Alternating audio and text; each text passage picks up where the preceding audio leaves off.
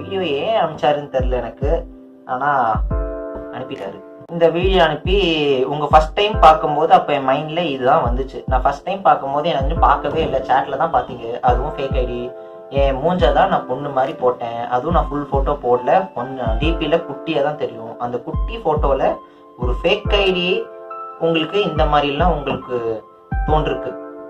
So நீங்கள் எப்படி காஞ்சி போயிருக்கீங்க எனக்கு இப்போ தெரியுது. காலகாலத்துக்கு கல்யாணம் பண்ணியிருந்தா இந்த மாதிரி பிரச்சனை இருந்திருக்காது. பட் இதுக்கப்புறம் கல்யாணம் பண்ணி அந்த பொண்ணு வரைக்கும் வேஸ்ட் பண்ண விரும்பலனா. அதுக்கப்புறம் நிறைய ஆடியோ அமிச்சாரு. கடைசியாக எனக்கு அதான் ரொம்ப ஷாக்காக போயிடுச்சு.